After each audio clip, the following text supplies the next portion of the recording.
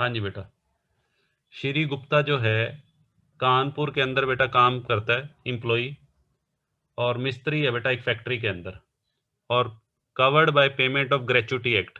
Question में लिखा हुआ है कि वो ग्रेचुटी एक्ट के अंडर आता है। उसकी रिटायरमेंट होगी 31 दिसंबर को, after completing 34 year of service. हाँ जी बेटा, at the time of retirement, retirement के टाइम पे उसके बॉस ने उसको कितनी ग्रेचुटी दी है? 5,10,000। और साथ में बेटा उसको क्या दिया है? प्रोविडेंट फंड का बैलेंस। प्रोविडेंट फंड का 2,40,000 पे उसको मिला है। कौन सा प्रोविडेंट फंड है? रिकॉग्नाइज्ड। इसके अलावा बेटा उसको 7500 रुपये पर मंथ क्या मिल रही है? पेंशन। उसने अपनी आधी पेंशन को कम्यूट करवा लिया। कौन सी डेट को? 1 मार्च 2020 को। और उसके बदले में बेटा उसको 2,70,000 रुपये इकट्ठा अमाउंट मिला है। ठीक है जी। क्या कहता है? अब उसकी टैक्सेबल सैलरी निकालो। एज्यूम क्या करना है? सैलरी और पेंशन महीने की आखिरी तारीख को डी होती है। बेसिक पे बेटा दे रखी है, बेसिक पे 1,89,000, 21,000 पर मंथ के हिसाब से 9 मंथ्स की बेसिक पे। डियरनेस अलाउंस दिया हुआ है 5,000 per month for 9 months, bonus 4,000, project allowance 3,000, house rent allowance 4,200 per month. हाँ जी बेटा, और एम्प्लॉयर और एम्प्लॉई का जो कंट्रीब्यूशन है रिकॉग्नाइज प्रोविडेंट फंड के अंदर 30,000 ईच। ठीक है जी। देखो बेटा कैसे करेंगे। मैं पहले आपको क्वेश्चन समझा दूं पूरा क्वेश्चन बेटा। एक लाइन ड्रॉ कर लेते हैं हम। क्वेश्चन नंबर 9 की स्टेटमेंट को समझने के लिए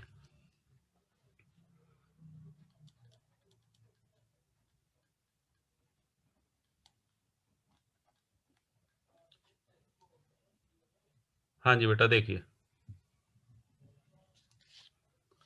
एक लाइन ड्रॉ कर रहा हूं जी मैं यहाँ पे।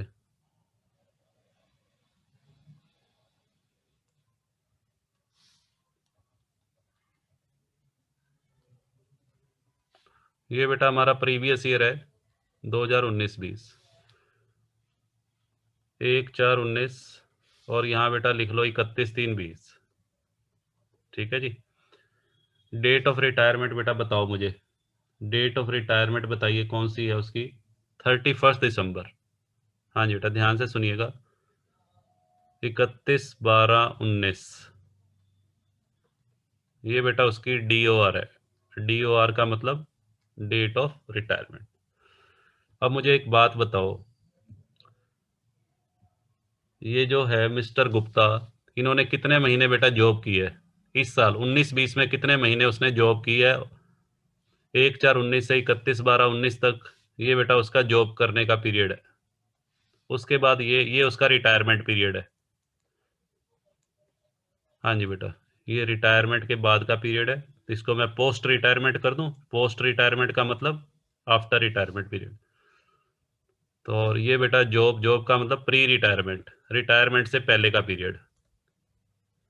2019-20 को मैं दो हिस्सों में डिवाइड कर रहा हूँ। 2019-20 का वो पीरियड जो रिटायरमेंट से पहले का है, और 2019-20 का वो पीरियड जो रिटायरमेंट के बाद का है। तो पहले बेटा मैं प्री रिटायरमेंट की बात करूंगा। प्री रिटायरमेंट पीरियड में उसको क्या क्या मिला? ठीक है जी। प्री रिटायरमेंट पीरियड में बेटा उसको क्या क्या मिला है इन 9 मंथ्स में? ये बेटा 9 मंथ्स का पीरियड बन रहा है। ये मैं इसका टाइम पीरियड लिख दूं।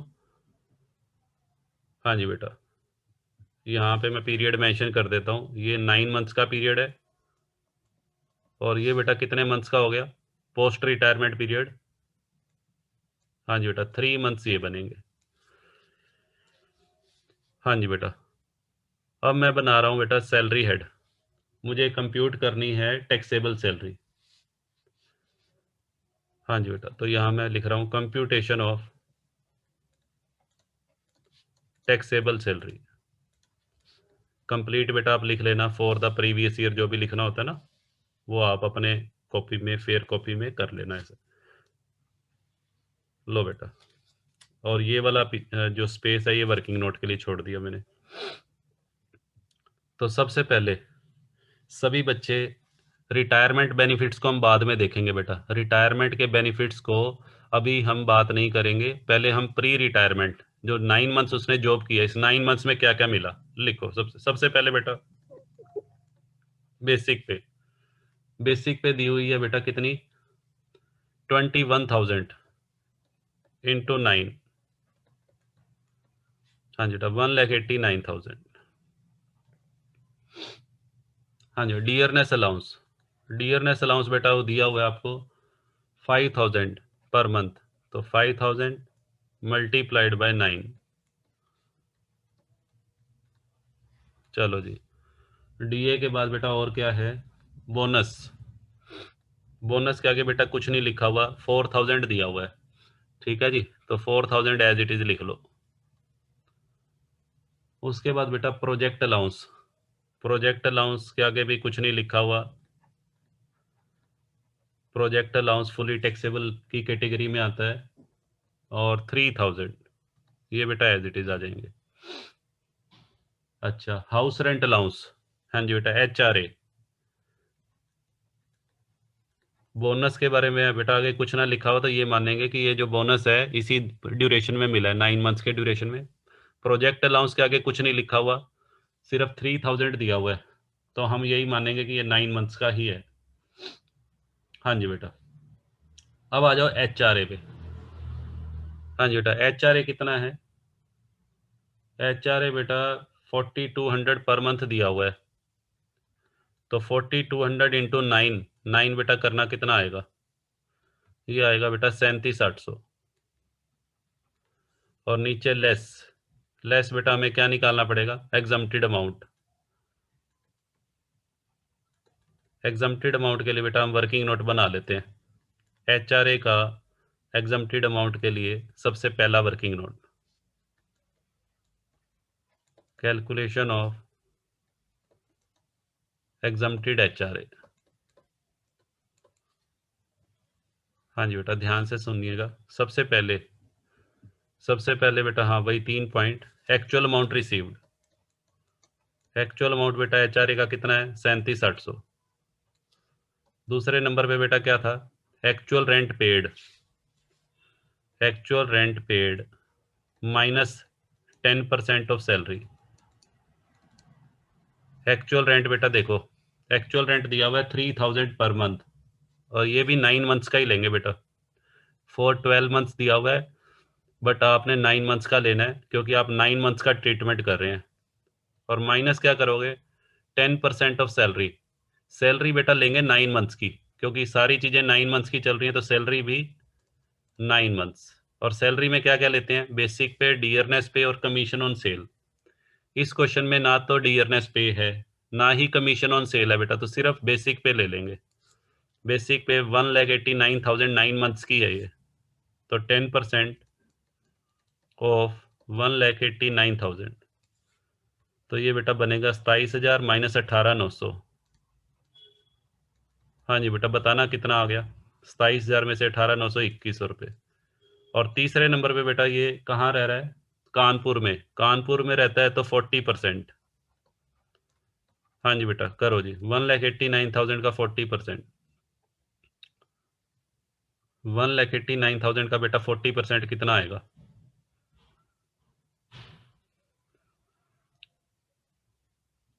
हाँ जी बेटा ये 8,100 आ रहा है, लो जी 8,100, ठीक है बेटा। हाँ 40% 75,600। अब बेटा तीनों में विच एवरेज लेस देख लो, तीनों में विच एवरेज लेस बताओ कौन सी फिगर आ रही है, तीनों में विच एवरेज लेस बेटा ये आ रहा है 8,100। हाँ जी बेटा, तो 8,100 बेटा यहाँ माइनस कर दो, तो ये आ जाएगा 29,700। हाँ जी बेटा ये टैक्सेबल अमाउंट हो गया। चलो HRA हमारा हो गया। अब आ जाओ बेटा, ये हमारे प्री रिटायरमेंट बेनिफिट्स बेटा कंप्लीट हो गए। हाँ जी बेटा ये हमने कवर कर लिया प्री रिटायरमेंट। अब हम बात करेंगे पोस्ट रिटायरमेंट, यहाँ लिखना चाहो तो लिख सकते हो, ये बेटा प्री रिटायरमेंट, अब मैं जो कर रहा हूँ वो पोस्ट रिटायरमेंट। हाँ जी बेटा पोस्ट रिटायरमेंट का ट्रीटमेंट कैसे करेंगे, देखिए पोस्ट रिटायरमेंट बेनिफिट पीरियड में क्या क्या मिला उसे।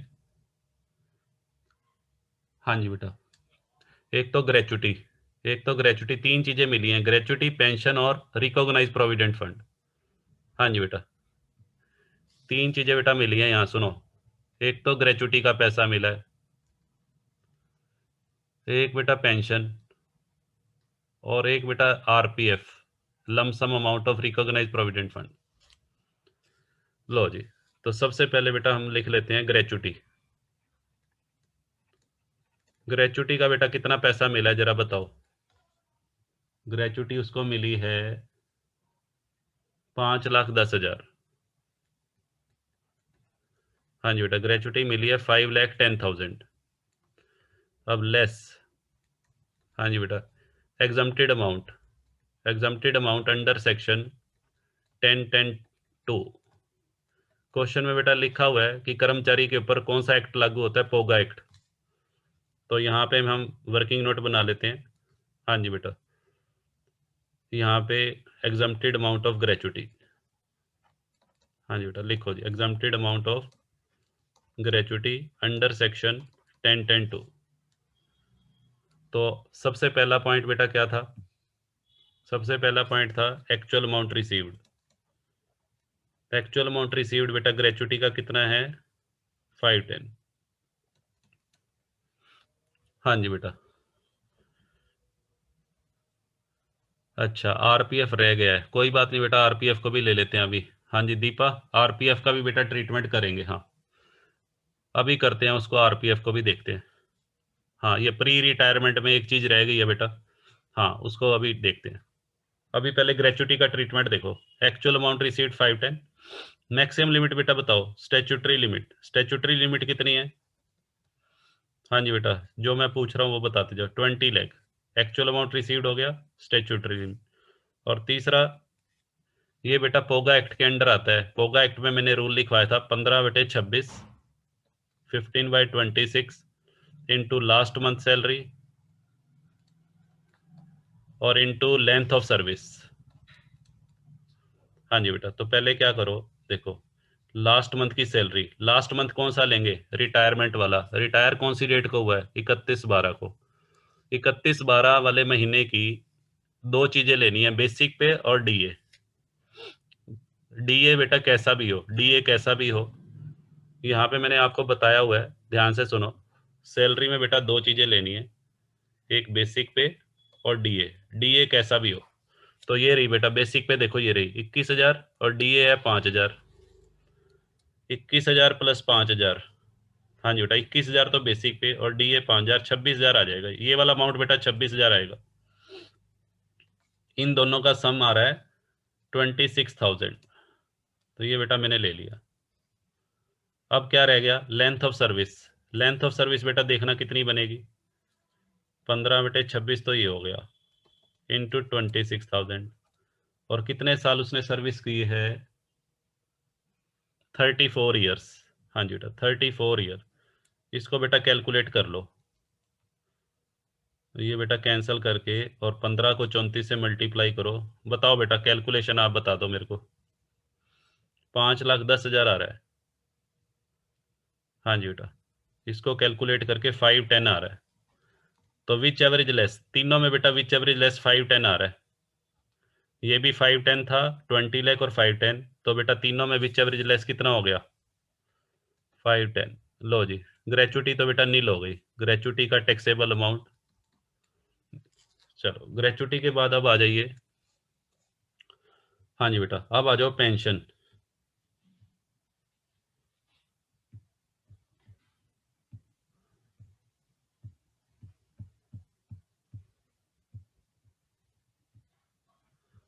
हाँ जी बेटा देखिए, एक वर्किंग नोट बेटा और बनाते हैं हम पेंशन का।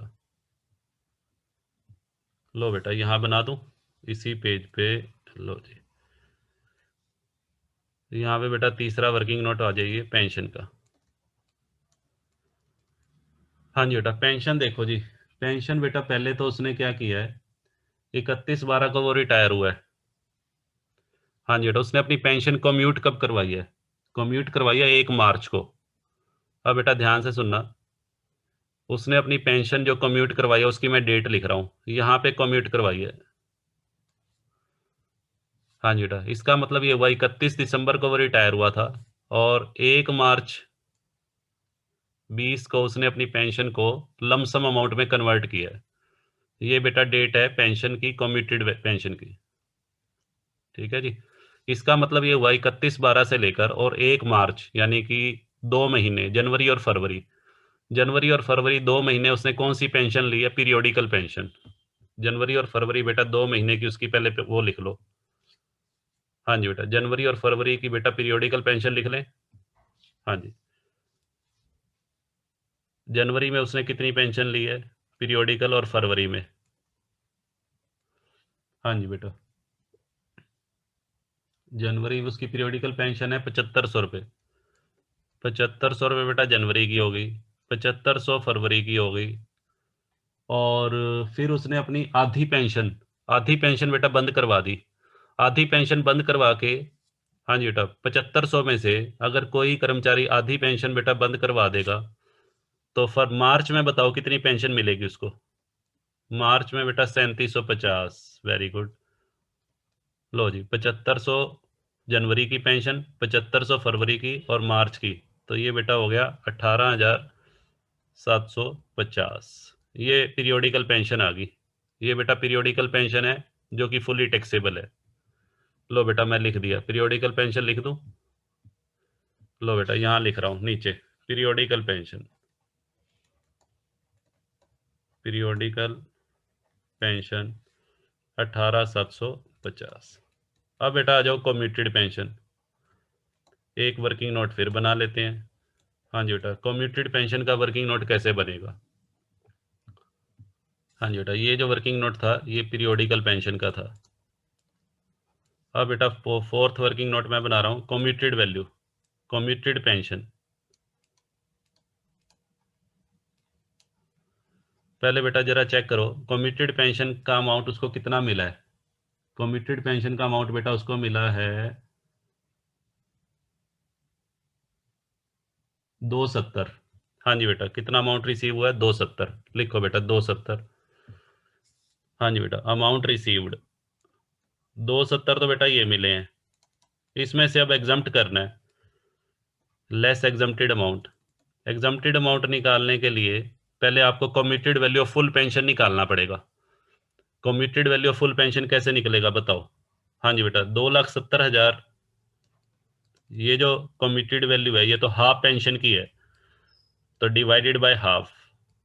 हाँ जी बेटा, ऐसे ही बताया हुआ है। ऊपर तो अमाउंट लिख लो 270 और नीचे हाफ, तो 540 आ जाएगा। हाँ जी बेटा, ये बनेगा 540। 5,40,000 का बेटा 1/3 करेंगे या 1/2? इस क्वेश्चन में ग्रेचुटी उसको रिसीव हुई है, ग्रेचुटी रिसीव हुई है तो क्या करते हैं? 1/3। 5,40,000 का बेटा 1/3 बनेगा 180। हाँ जी बेटा, क्वेश्चन में ग्रेचुटी रिसीव हुई है तो 1/3 करेंगे। 540 का 1/3 बताओ बेटा कितना आएगा? 1,80,000। तो टैक्सेबल अमाउंट बेटा कितना बचे? 270 में से 180 एग्जम्प्ट हो गए, तो 90,000 पे टैक्स लगेगा। लो बेटा, ये भी लिख दो। हाँ जी बेटा, कम्यूटेड पेंशन का अमाउंट आएगा 90,000। हाँ जी बेटा, बताओ क्लियर है? कम्यूटेड पेंशन वाला पॉइंट सभी को क्लियर है या नहीं है? हाँ, चलिए अब सुनो बेटा आगे। अब आगे बढ़ते हैं। अब हमारा एक ही पॉइंट बचा है, आरपीएफ वाला। हाँ जी बेटा, पहले आरपीएफ वाले पॉइंट पे आ जाइए। हाँ जी बेटा, पहले प्री रिटायरमेंट पीरियड पे आ जाओ। हाँ जी,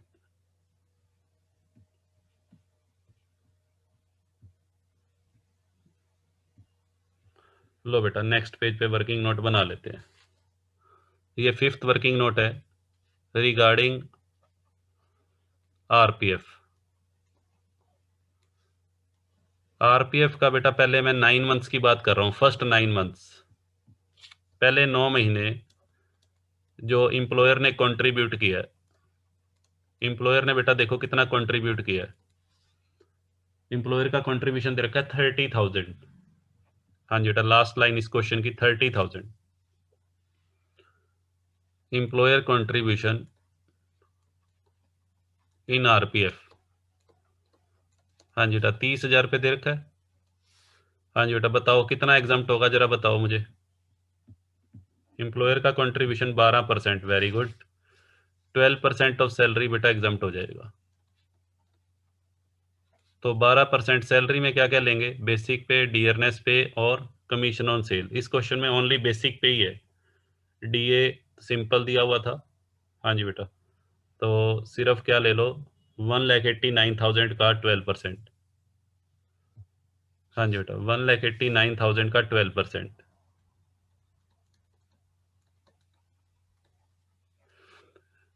करना बेटा जरा, 1,89,000 का 12% कितना आएगा, 22,680। चलो जी ये बेटा लेस कर दो, 30,000 में से 22,680 गया,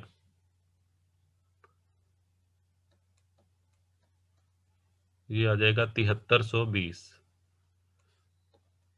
हाँ जी बेटा एक तो ये टैक्सेबल हो जाएगा, 7,320 तो टैक्सेबल अमाउंट ही आएगा। एक बेटा ऑन रिटायरमेंट, रिटायरमेंट पे कितना पैसा मिला है आरपीएफ का।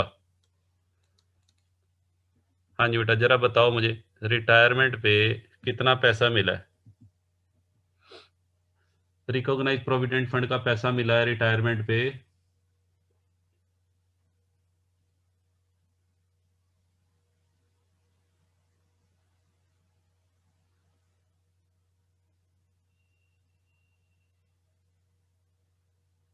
हाँ जी बेटा 240, रिटायरमेंट पे बेटा जो लमसम अमाउंट मिला है 240। और मैंने आपको ये बताया हुआ है कि रिकॉग्नाइज प्रोविडेंट फंड का जो रिटायरमेंट पे इकट्ठा पैसा मिलता है वो फुली एग्जम्प्ट होता है यदि कर्मचारी को सर्विस करते हुए कम से कम 5 साल हो चुके हों। हाँ जी बेटा यहाँ तो उसने 34 साल सर्विस की है, जिसने 5 साल भी सर्विस कर रखी हो उसके लिए भी एग्जम्प्ट होता है। तो इसने तो बेटा कितने साल सर्विस की हुई है, 34 साल, तो फुली एग्जम्प्ट हो जाएगा, इसका कुछ नहीं करना। तो यहाँ पे बेटा आ जाओ आप, यहाँ दिखा दो आरपीएफ का 7,320। हाँ जी बेटा रिकॉग्नाइज प्रोविडेंट फंड का पैसा हम बेटा कहाँ दिखाएंगे, सुनो जी,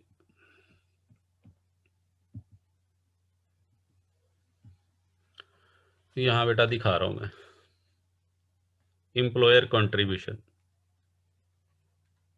एम्प्लॉयर कंट्रीब्यूशन इन आरपीएफ। हाँ जी बेटा कितना आया था, 7,320। अब बेटा जरा टोटल करो, टोटल करके बेटा मुझे बताओ ग्रोस सैलरी कितनी आ रही है। हाँ जी बेटा ग्रोस सैलरी बताइए।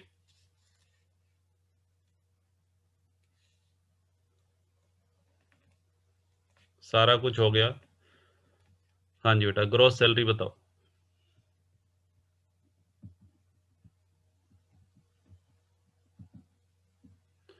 ग्रोस सैलरी बेटा आ गई 3,86,770। 3,86,770 में से बेटा क्या माइनस करेंगे, deduction under section 16(1) standard deduction, 50,000 बेटा वो माइनस कर दो। लो बेटा ये माइनस करके आ गया 3,36,770, ये बेटा टैक्सेबल अमाउंट आएगा।